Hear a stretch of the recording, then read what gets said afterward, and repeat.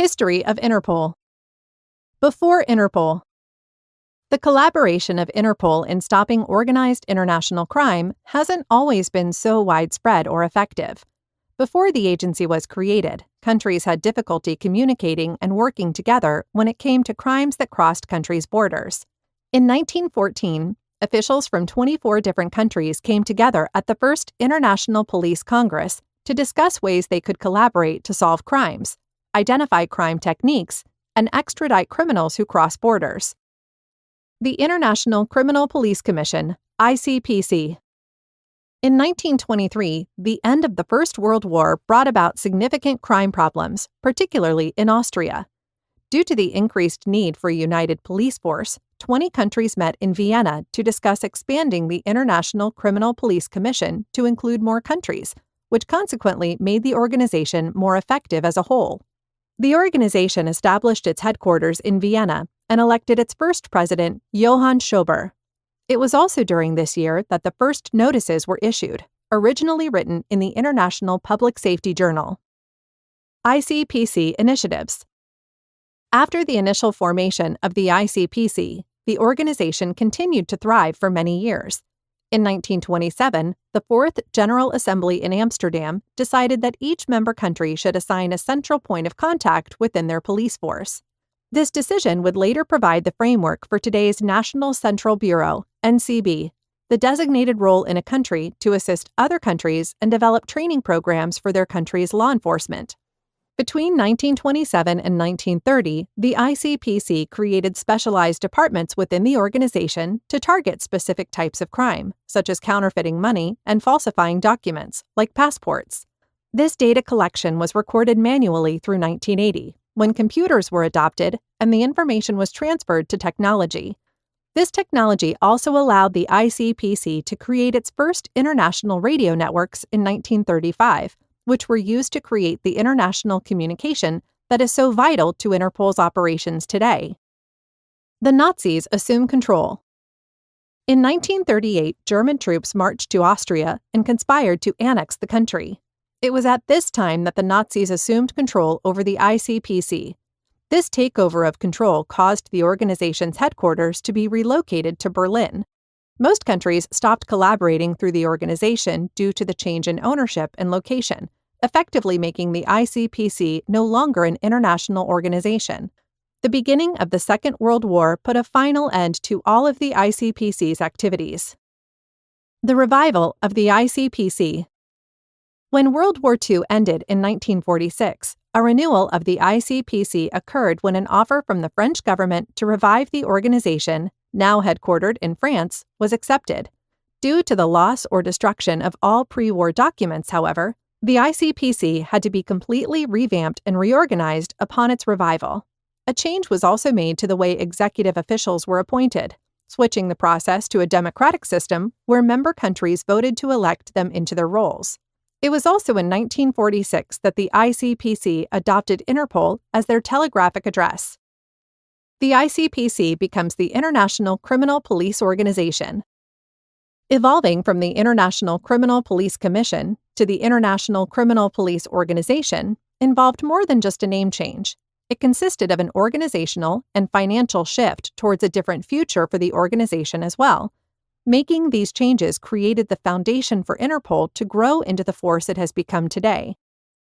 Interpol timeline through the years. 1956. This year represented the official migration to the International Criminal Police Organization due to the adoption of a constitution. It was also in 1956 that Interpol became autonomous, since they began collecting money from member countries and relying on these financial dues to stay at full operational capacity. 1958. The 1956 creation of member dues helped Interpol better understand what financial support was needed. However, the system was not without flaws. In 1958, Interpol used its new knowledge to revise member dues and to also add more regulations on the financial support received by members of the organization. 1959. One of the most important roles Interpol plays is in international safety. From time to time, the organization must collaborate with other national entities, such as the United Nations, to take down crime. In 1959, a narcotics trafficking meeting first brought the UN and Interpol together against organized crime. 1963. The first regional Interpol conference was held in Liberia in 1963. Doing so emphasized the importance of sharing not only information, but also expertise on a regional level to get the best results. 1967. A change in Interpol's geographic boundaries caused an increase in membership, and Interpol's original 50 members tripled to 150 by 1989. Improving the status of Interpol. The increasing numbers in Interpol membership allowed the organization to get more attention worldwide, but much work was still to be done to gain status and reputation.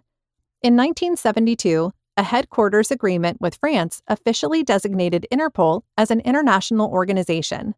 Originally headquartered in Paris, Interpol would go on to move their beacon location to St. Cloud from 1966 to 1989, before finally settling in Lyon, France, where the headquarters still remains today. The year 1982 was another vital one in the development of Interpol as an international expert on fighting crime.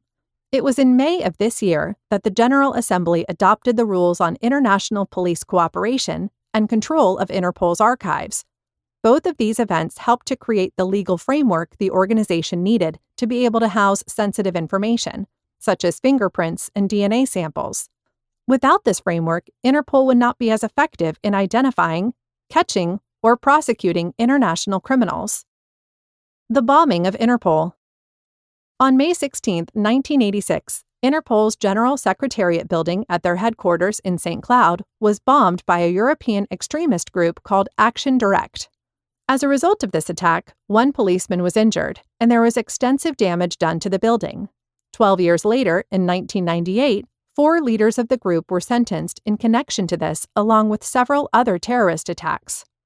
Rather than repairing the destroyed St. Cloud hub, Interpol decided to rebuild in a more central location in their home country.